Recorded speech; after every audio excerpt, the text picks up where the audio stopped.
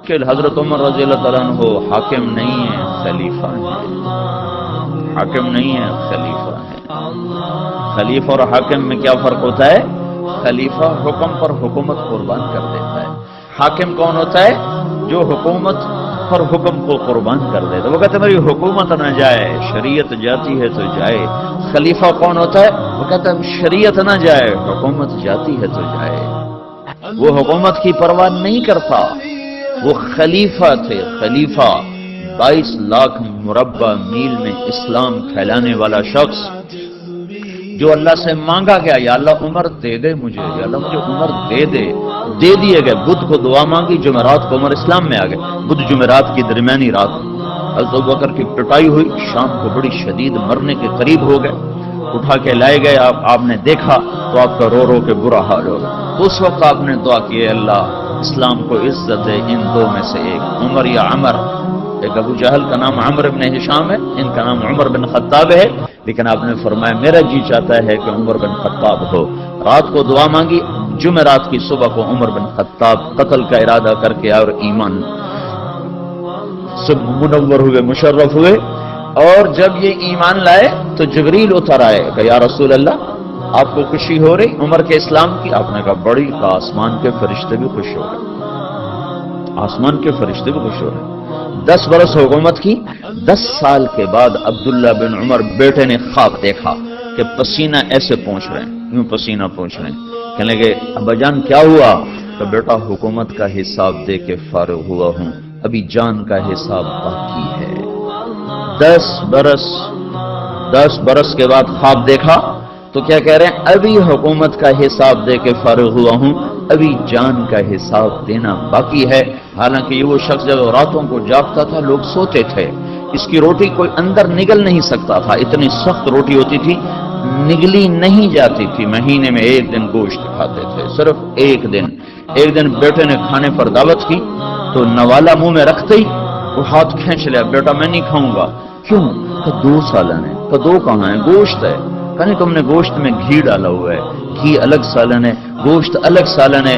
میرے نبی نے زندگی بھر گھی اور گوشت ملا کے نہیں کھایا۔ کہ ابا جان میں نے کوئی فضول خرچی نہیں کی، آج مجھے گوشت سستا مل گیا تھا تو میں نے آدھے درہم کا گوشت لے لیا، آدھے درہم کا گھی لے لیا، دونوں کو ملا کے بنا دیا، تو اس میں کوئی فضول خرچی نہیں ہوئی۔ کہ نہیں بیٹا، عمر کا ہاتھ اندر نہیں جا سکتا، میرے نبی نے گھی اور گوشت کو اکٹھا نہیں کیا۔ ایسا شخص جو مظلوم کی فریاد سن کر یا لبیکا یا لبیکا کی صدائیں لگاتا ہوا مدینے کی گلیوں میں بے قرار ہو کے پھرنے لگ جاتا تھا، راتوں کو نگرانی کے لیے پھر رہا ہے، وہ عمر 22 لاکھ مربع میل میں سلطنت اور راتوں کو چکر لگ رہے ہیں۔ ایک بڑھیا ہانڈی چڑھا کے بیٹھی ہوئی ہے، بچے 3-4 رو رہے ہیں، چیخ رہے ہیں۔ اماں کیا بات ہے، یہ بچے کیوں رو رہے ہیں؟ کہ کھانا کچھ نہیں، بھوک سے رو رہے ہیں۔ یہ کیا ہے؟ کہ یہ تو تسلی کے لیے ہے، پانی اوپر چڑھایا ہوا، اندر کچھ نہیں ہے۔ میرا اور عمر کا اللہ کے ہاں حساب ہوگا۔ تو عمر کی آنکھوں میں آنسو آ، عمر کو تیرے حال کی کیا خبر؟ کہ تو ہمارا حاکم کیوں بنتا ہے اگر ہمارے حال کی خبر نہیں لیتا؟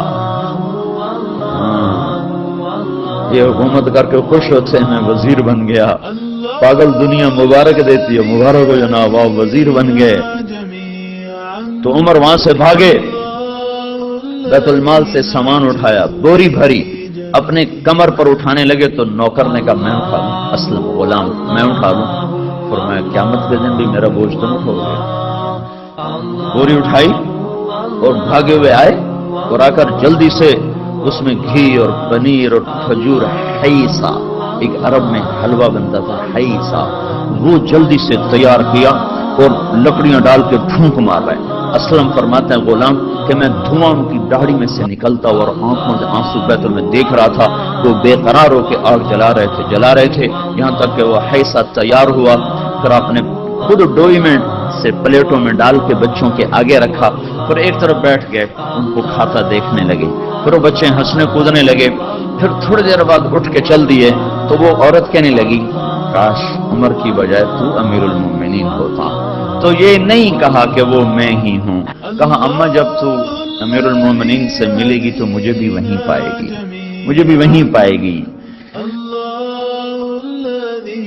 واعتز به جميعا. الله